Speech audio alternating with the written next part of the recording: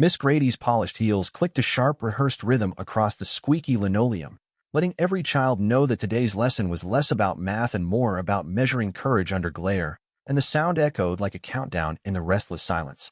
She halted at the middle of the room, where afternoon light spilled in golden slabs through dusty blinds, and her gaze swept past every raised arm until it settled, almost hungrily, on Milo Finch, the boy whose notebook corners curled from constant nervous fiddling. Milo shrank farther into the dented chair, clutching that notebook decorated with half-peeled superhero stickers, each sticker a tiny vow of quiet bravery that felt embarrassingly small under the teacher's looming shadow. Desks creaked as classmates twisted to stare, their eyes bright with a complicated mix of sympathy and anticipation children feel when trouble is guaranteed yet its flavor is still a mystery. Clearing her throat with exaggerated volume, Miss Grady announced, "Participation shapes destiny," a phrase she had underlined 3 times in her lesson plan, yet today it sounded like a sentence rather than a guideline.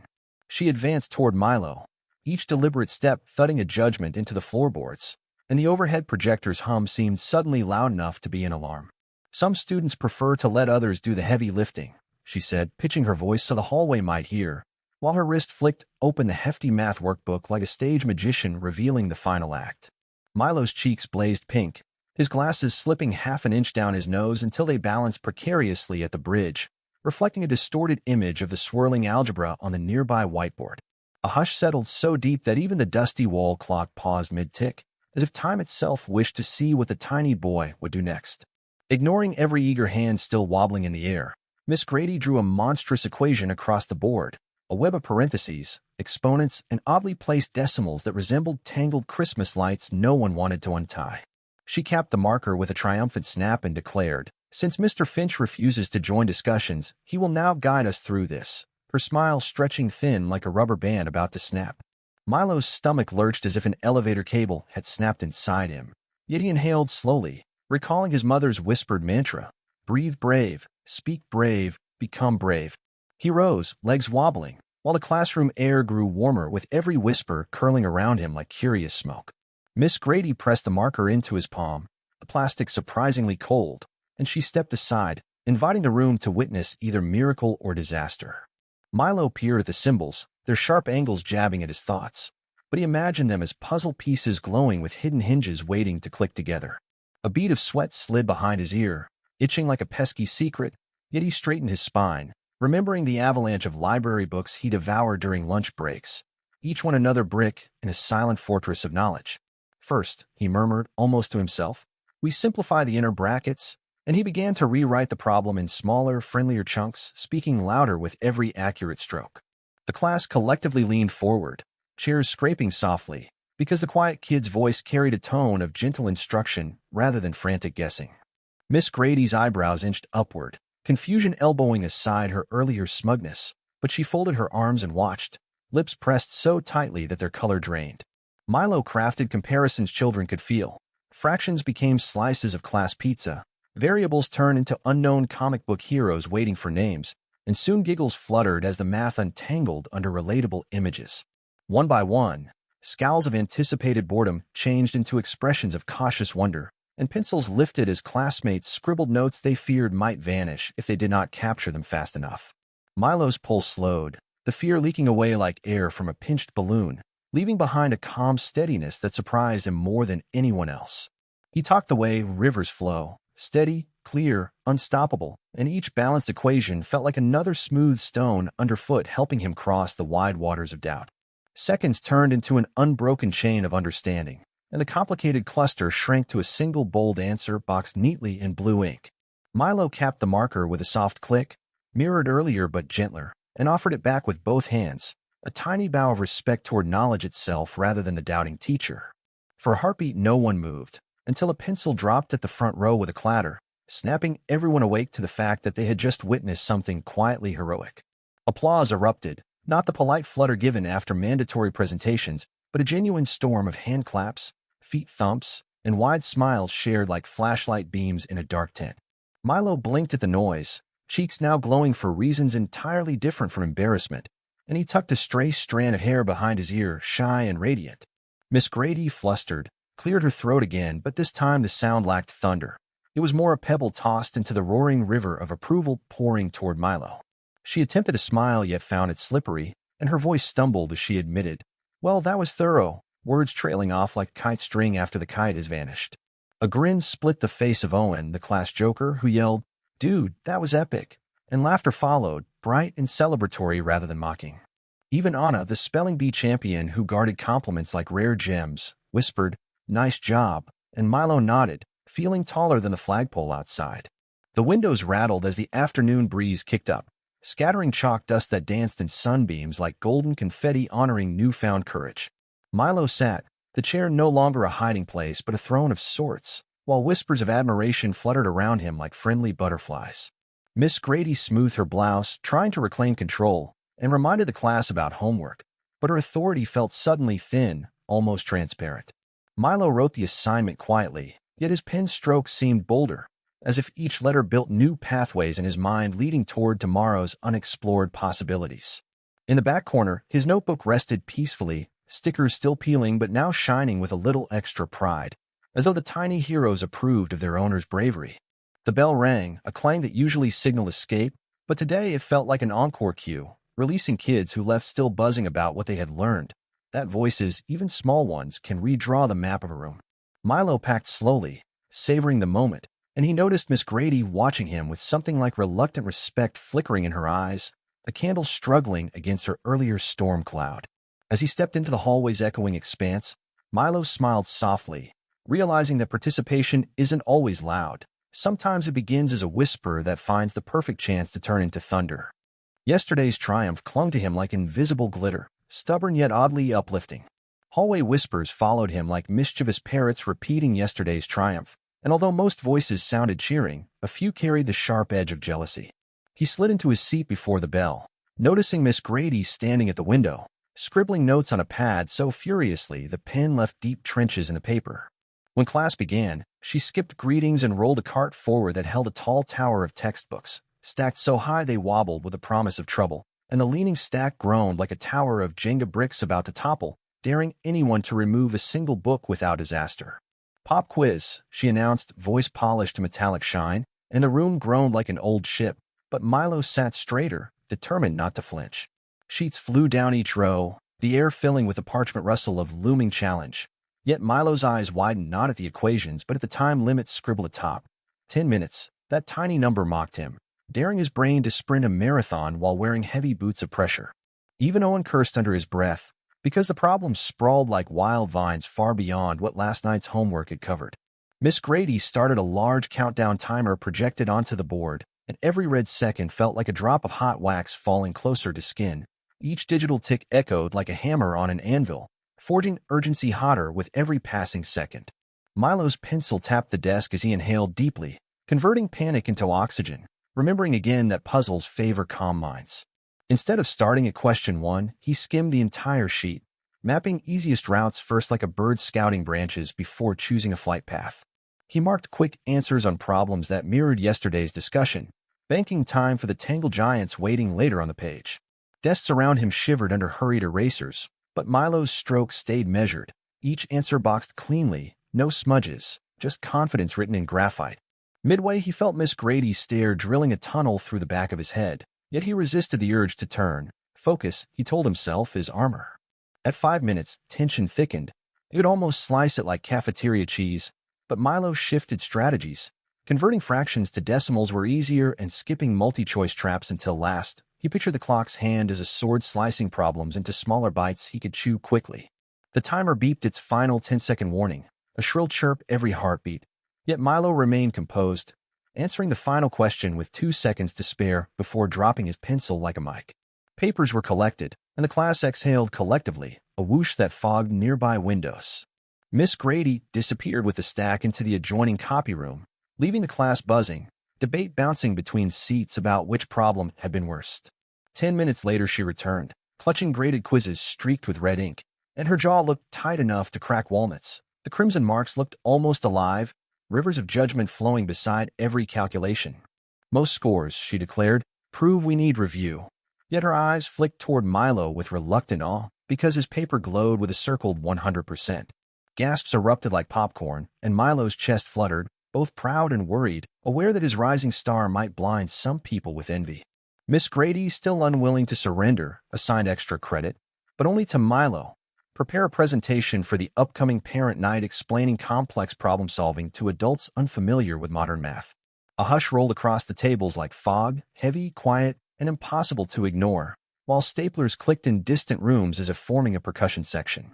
Lunch arrived beneath thundercloud whispers, but Milo headed to the library, trading recess chatter for the smell of old pages and the soft shuffle of study groups. He laid out notebooks, colored pencils, and sticky notes shaped like stars, planning to build a presentation easy enough for parents who feared fractions as much as monsters under beds. Mrs. Patel, the gentle librarian, noticed his mountain of materials and offered a smile plus a stack of beginner math guides that used stories instead of formulas. The covers showed cartoon dragons taming numbers, and Milo smiled, realizing stories can make even fractions friendly. Grateful, Milo copied examples showing numbers as characters in tiny adventures. Certain adults would engage better with narrative than raw symbols. He practiced aloud among shelves, pretending the dusty atlases were parents needing clear explanations, and corrected himself whenever big words slipped in. Meanwhile, word of his extra credit spread, splitting the student body into fans cheering for him and skeptics convinced he would finally stumble. At home, Milo's mom pumped both fists when she heard, yet her hug reminded him grades weren't the only scale of worth. Trying, she said, matters as much as shining. They built cardboard cue cards together, drawing colorful icons beside keywords so even a sleepy audience could follow along. He practiced smiles in the hallway mirror until confidence replaced worry. He lifted his chin, adjusting shoulders until they sat square like bookends ready to hold the weight of ideas. On the eve of parent night, he slept early, dreaming of chalk lines turning into laser beams pointing paths through dark caves of confusion. The morning of the event arrived with a nervous stomach swirl, yet the sunrise painted hopeful stripes across his ceiling, and he sat up ready to transform nerves into fuel. At school, the auditorium smelled of fresh varnish and folding chairs, rows upon rows like metal waves waiting for people to sit and judge. Dust motes drifted through the air like tiny lanterns, and metal chairs squeaked like rusty robots settling in for the show. Miss Grady greeted him curtly, reminding, "Don't oversimplify, parents need rigor," but Milo knew understanding blooms when complexity wears a friendly coat. He set up his poster boards, bright with cartoons explaining order of operations, while classmates peeked in, whispering predictions of either crash or fireworks. Slowly the room filled with grown UPS clutching coffee and curiosity, among them Milo's mom who flashed 2 thumbs up from the second row. The principal tapped the mic, welcomed everyone, and then introduced Milo, our talented student guide, handing him the stage in a heart-thudding silence that felt like a giant spotlight. The microphone felt cool and heavy, a metal baton he had to carry across a track crowded with expectations. Milo stepped forward, knees wobbly, but grinned steady, remembering that courage begins with one step taken despite the shake. He inhaled, met Miss Grady's skeptical gaze and started, determined to turn complex math into a friendly story parents would remember longer than the principal's donut reception afterward. He imagined sharing victory donuts afterward, sugar-coated circles as sweet as the courage filling his chest. The auditorium lights dimmed, and chatter hushed as Milo stepped onto the small stage, cue cards clutched like precious treasure maps, pointing out of confusion toward clarity. Parents shuffled programs, coffee cups tinkling against metal chair legs, creating a nervous orchestra that bounced around the tall ceiling before settling. Milo breathed through his nose as slow and steady, just as his mom taught him when thunderstorms rattle their roof. Storms pass, she always said, if you keep breathing. He opened with a question framed like a riddle. What do pizza slices and fractions share? And a ripple of polite laughter warmed the cold air. Using a colorful poster, he showed how division is like sharing toppings fairly, and heads nodded, amused that math could taste like mozzarella. Some parents even licked their lips, tasting imaginary pizza as he spoke, which made shy giggles float through the rows like bubbles. Miss Grady sat in the front row, arms folded tight, eyes narrow, perhaps calculating how to frame a critique once the applause subsided. Her polished shoes rested motionless, but her brows moved in tiny flicks, counting how many hearts Milo managed to win with every example.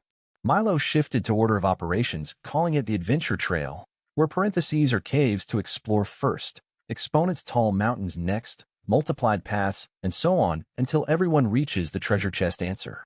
Animated pictures on his slides danced, tiny explorers with backpacks labeled letters and numbers, crossing rope bridges built from equal signs. Parents leaned forward, whispers of oh and ah sprinkling the rows like tiny fireworks, while Milo's confidence flared brighter. His confidence rose like a helium balloon, tugging gently at the string of caution tied around his wrist. Halfway through, he invited volunteers to rearrange giant foam symbols on a Velcro board, transforming complicated strings into neat solutions visible from the bleachers.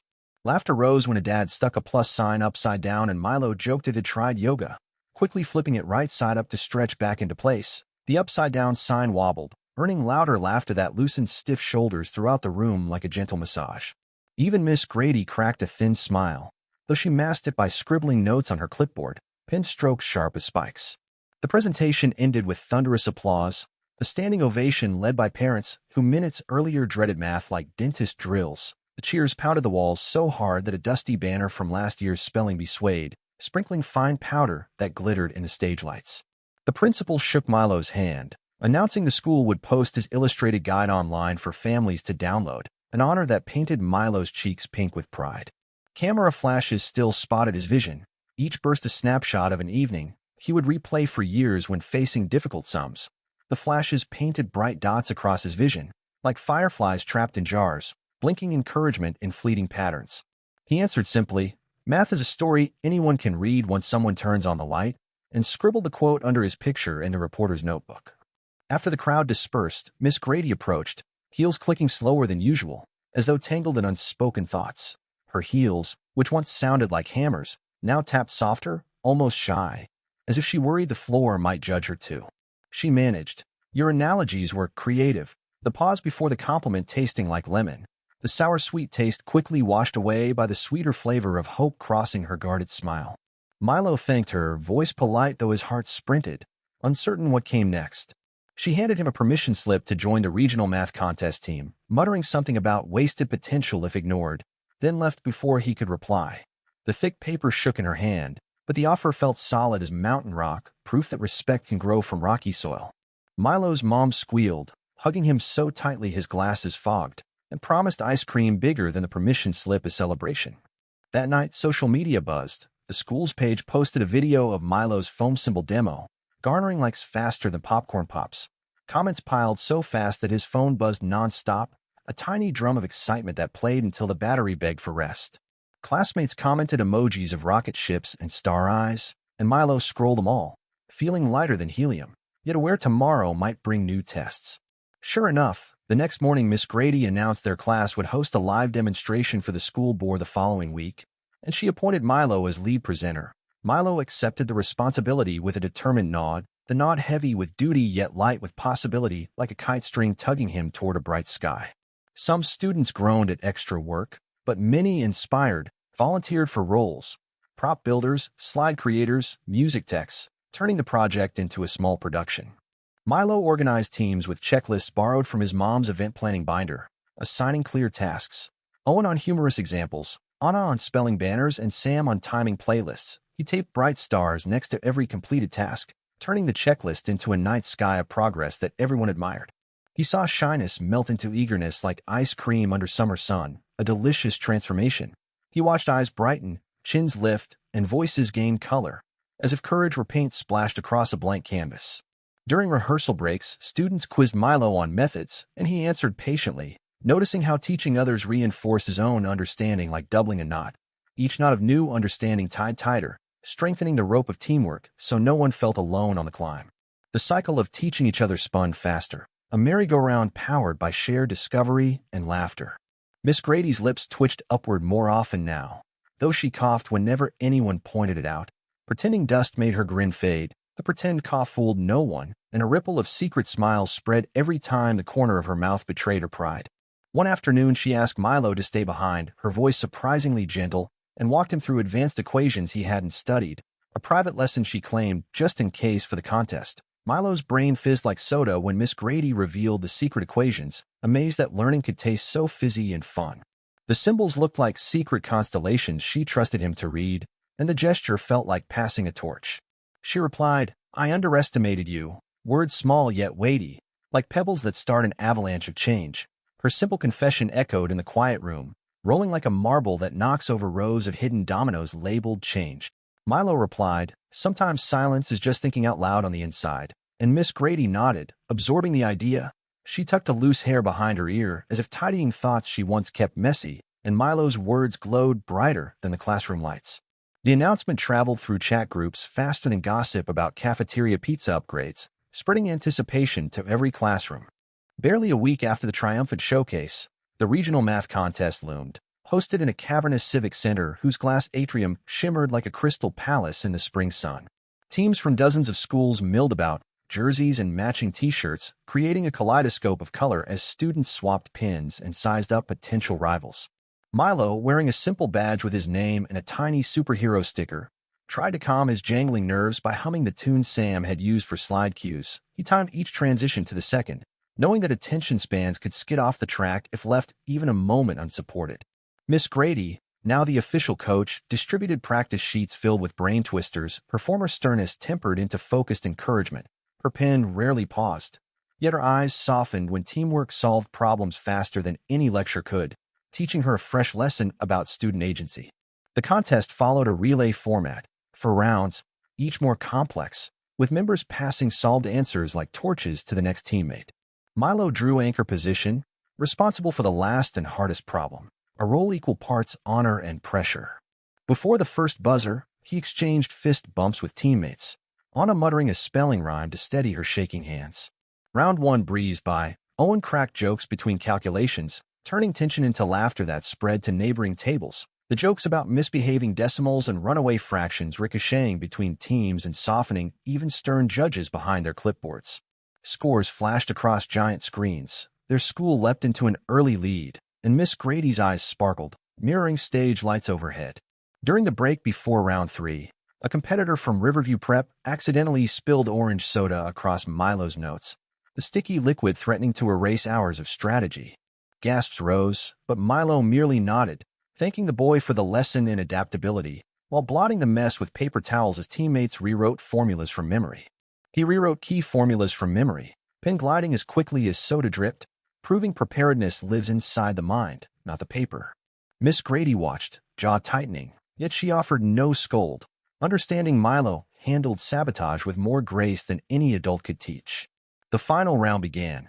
Every team hushed as anchor packets slid across tables, sealed envelopes bearing puzzles rumored to stump college freshmen. Milo cracked his open, revealing a labyrinthine problem that snaked across 2 pages, combining geometry, algebra, and logic like a 3-headed dragon. He inhaled, hearing his heartbeat match the contest timer's steady tick, then tackled the B section by section, sketching diagrams, labeling angles, and narrating steps aloud for judges' clarity. Halfway, he noticed a potential trap, 2 variables disguised as identical when actually opposite, and he smirked, recalling library riddles about mirrored numbers. Correcting the path, he flew through calculations, hands steady, mind sharp, until only the final expression remained, glaring like a guarded treasure chest. With seconds left, Milo boxed the answer, triple-checked units, and raised his hand, signaling completion well before the buzzer's shrill cry. Silence blanketed the hall while proctors scanned solutions. Whispers fluttered like moths around bright scoreboard screens awaiting data entry. Numbers updated row by row, their progress climbing like sunrise over city rooftops. And when the last digit settled, cheers erupted as their school's name beamed in first place. Students thumped the bleachers like drums, making medals clink and banners quake overhead. Confetti cannons boomed, showering teams in metallic strips that clung to hair and eyelashes, and streamers in school colors twirled above the crowd, casting spinning shadows that looked like dancing equations on the floor. Miss Grady, eyes shining, lifted the trophy with Milo, camera flashes strobing like miniature lightning over triumphant faces. Reporters crowded, firing questions about strategy. Milo answered with credit to teammates, and he noticed rival coaches nodding respect. A mentor from the State Math League approached, inviting Milo to a summer camp for gifted problem solvers, opportunity ringing like a golden bell. Back at school, banners hung above the entrance and classmates lined corridors waving phone numbers like victory flags. Anna adjusted one banner half an inch so the printed treasure chest aligned perfectly with the doorway. An impromptu assembly erupted, the principal praising resilience and Owen tossing confetti again, while Milo blushed deeper than event stage lights. Miss Grady spoke, voice clear and proud, crediting teamwork and courage that spoke up, words drawing loud applause. Milo took the microphone and thanked everyone, pausing to highlight how mistakes became puzzles, puzzles became maps, and maps led to shared victory.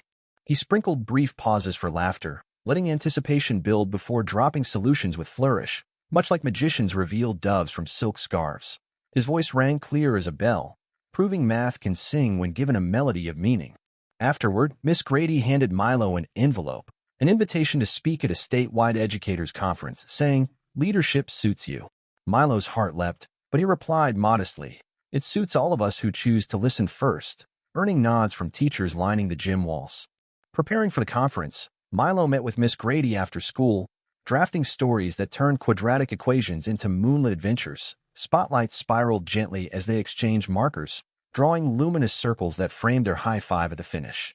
The partnership, once uneasy, now felt like steady gears meshing. Even custodians asked for tips on mortgage math during cleanup breaks. One custodian joked math might calculate mop swish efficiency, and Milo scribbled a quick ratio, laughter echoing off bleachers.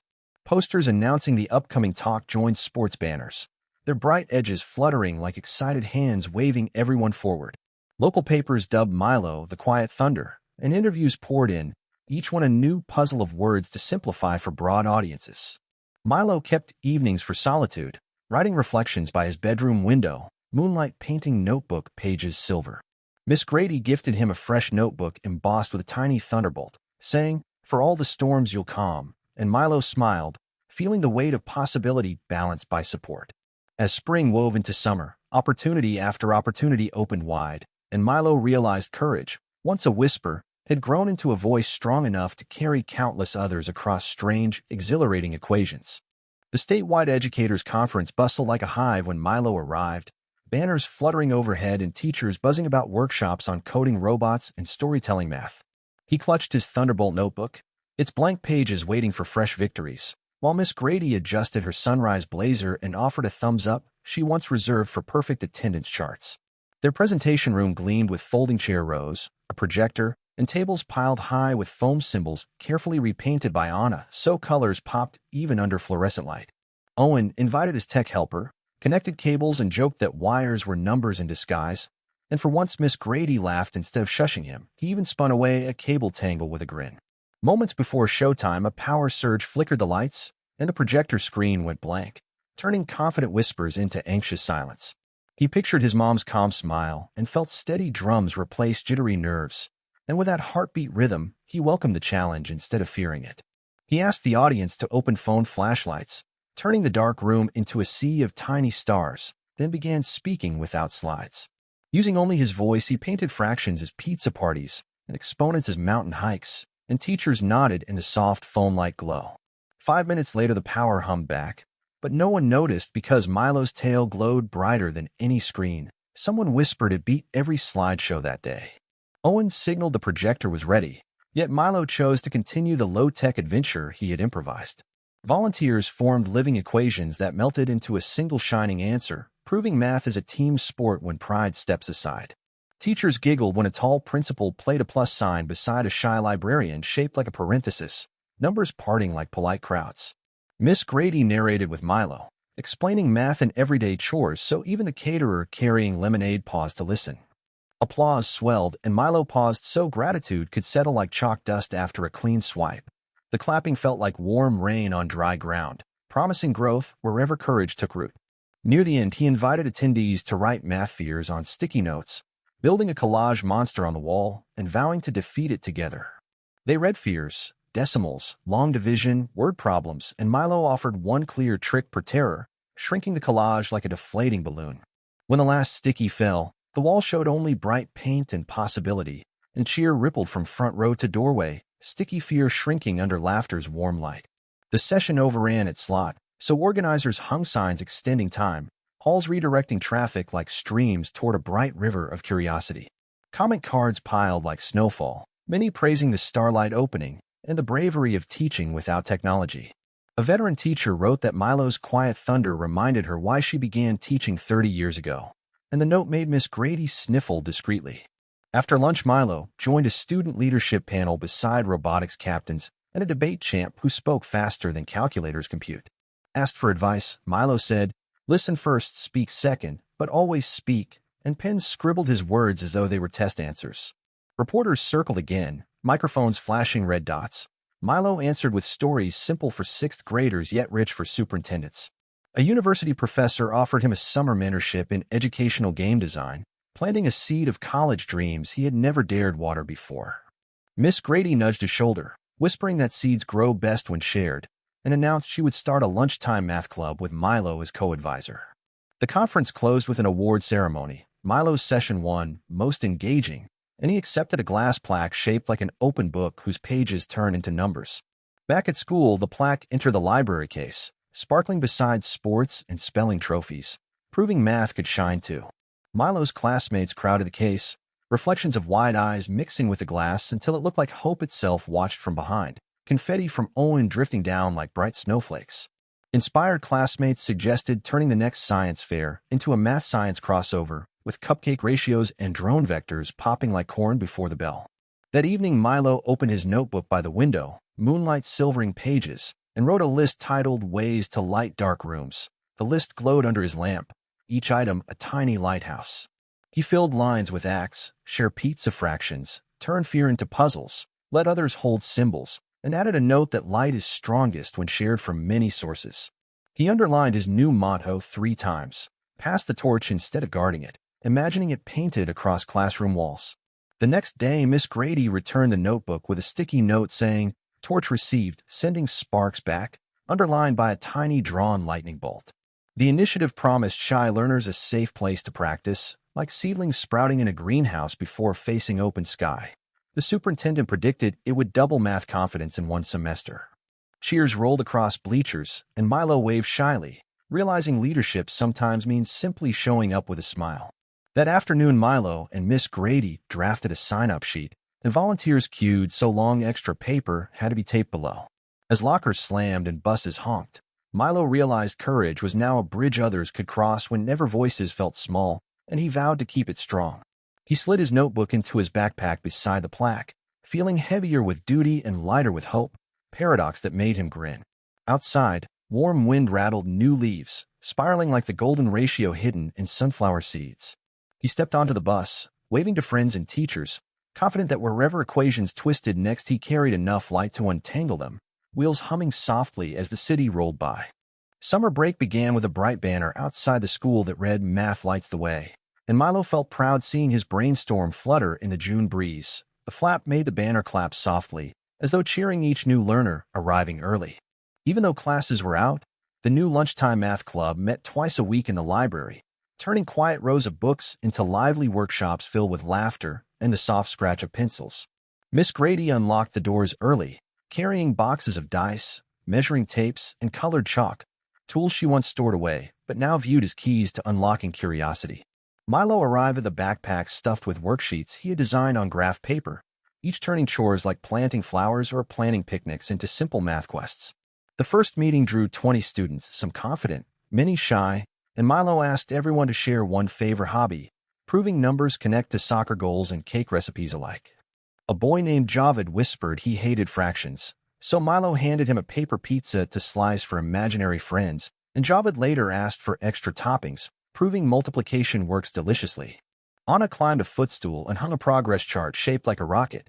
Every solved problem moved the paper rocket closer to a drawn moon labeled confidence. Owen set up a joke corner where each correct answer earned a pun, and the room echoed with groans and giggles that made math feel like an after-school comedy show.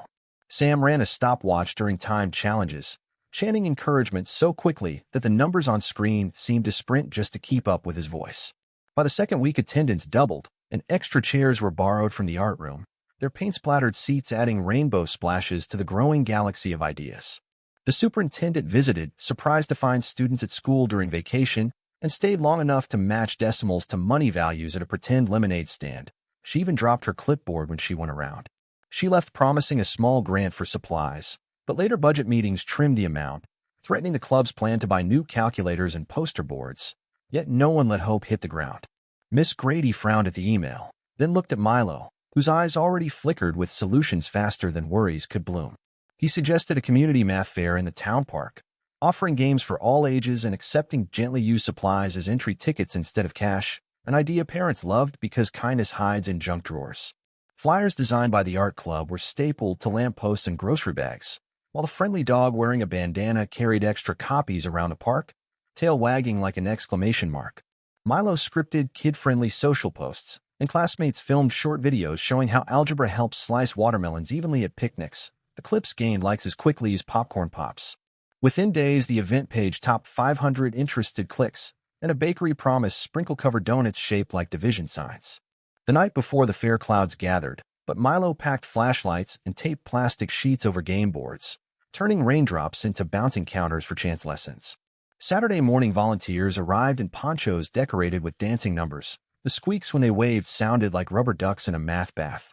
Miss Grady set up under a pavilion, arranging stations, measurement limbo, geometry hopscotch, probability coin toss, and a chalk mural titled Equation Alley, all guided by a retired engineer with a lucky carpenter square.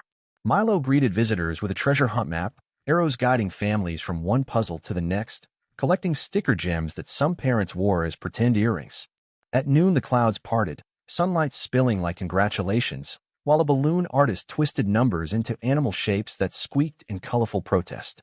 Javed manned the pizza fraction booth and proudly explained halves, thirds, and quarters to a toddler whose bear was shaped like the number 8. Anna's rocket chart filled with colored stars. Each popper burst startled nearby birds, sending them swirling like living fractions of a circle in the sky. Sam live-streamed highlights, and an online teacher promised to start a sister club in the next town. Tables overflowed with donated binders, rulers, and almost new calculators, even batteries courtesy of a hardware store owner who once loved algebra. The mayor attempted geometry hopscotch, nearly tumbling, then declared the next Saturday Math Fun Day on the city calendar. Reporters snapped photos of Milo, handing the superintendent a supply box wrapped in ribbon printed with fractions that shrank into quarters where it curved. In a taped interview, Milo said, "Math is a flashlight. The more people who hold one, the brighter the path." And the paper sold out that morning, forcing a noon reprint. Cleanup ended with high fives, and Milo thanked the polite rain for waiting like a patient friend. Back at school, shelves sparkled with neatly labeled boxes. Selfies flooded chats captioned, "Built by Brainpower and Community Glue." Miss Grady announced the trimmed grant would instead fund a museum trip where equations hide in roller coaster loops and dinosaur timelines, and the invitation smelled like adventure. Milo color-coded seat pairs so talkative friends balanced quieter ones, proving leadership lives in details as much as speeches. At home, he shared pie with Mom, slicing fractions that fed both bellies and minds while neighbor footsteps marked evening time. That night, he updated his ways to light dark rooms list, adding, "Turn storms into chances for umbrellas shaped like ideas," underlining the new line twice. Before bed, he tested Anna's rocket flashlight, its steady glow clicking on with a promise of future missions. A cool breeze fluttered pages to the motto, "Pass the torch and sparks multiply," and he liked how the breeze felt like pages turning themselves. Milo whispered the words aloud, the window screen rattling like applause from an unseen audience. He dreamed of chalk maze sidewalks, bedtime storybooks about brave numbers, and a podcast whose intro beat sounded like chalk taps on a board. Somewhere in those dreams, thunder rumbled softly, no longer warning of storms but drumming hearts toward the next learning adventure. A warm August sunrise painted pink streaks across the sky as Milo boarded the yellow school bus for the field trip to Orion Science Museum, backpacks stuffed with notebooks and extra flashlight batteries. The aisle buzzed with chatter about roller coaster loops and fossil halls, but Milo sat near shy newcomers, telling the museum rooms were giant puzzles waiting for brave minds to click pieces into place. Miss Grady marched on last, clipboard in hand, reminding everyone that learning and fun share the same seatbelt, so keep curiosity buckled in tight. As the bus rumbled onto the highway, Anna passed out color-coded maps marked with tiny stars that showed where hidden math challenges would be tucked among exhibits. Owen tested his joke of the day. Why did the obtuse Angle flunk class? Because it was never right. And the laughter eased first-trip nerves. 40 minutes later, glass pyramids in the museum sparkled like crystals, reflecting clouds shaped suspiciously like numbers 8 and 3, and Milo grinned, guessing the sky was proving shapes live everywhere. Dosa Mr. Lopez greeted the group and announced a scavenger hunt. Solve 10 riddles to unlock a private planetarium show, usually reserved for college visitors. Milo's team included Javed, Sam, and 2 younger students who clutched notebooks decorated with cartoon fractions, eager yet uncertain. The first clue pointed toward the dinosaur wing, asking for the ratio of tail length to skull width on the mounted Allosaurus above the entrance arch. Javed measured with arm spans while Sam converted spans to meters, and Milo double-checked the fraction before saying 2 to 1, triggering a green light on their scanner badge that beeped a happy chime. Lights on the badge formed a ring. Each solved riddle would fill another segment until the ring glowed full like a math moon.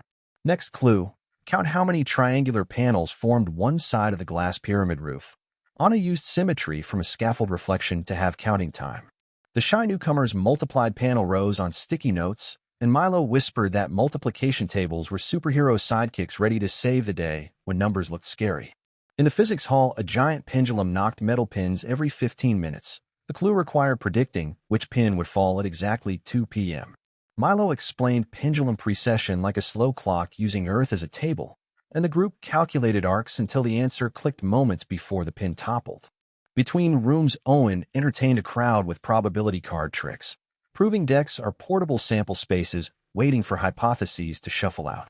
At the engineering lab, the riddle asked the smallest bridge shape that could support 10 textbooks. Sam folded paper into triangular prisms until the stack stayed upright, earning a photo on the museum blog captioned, "Paper stronger than doubt."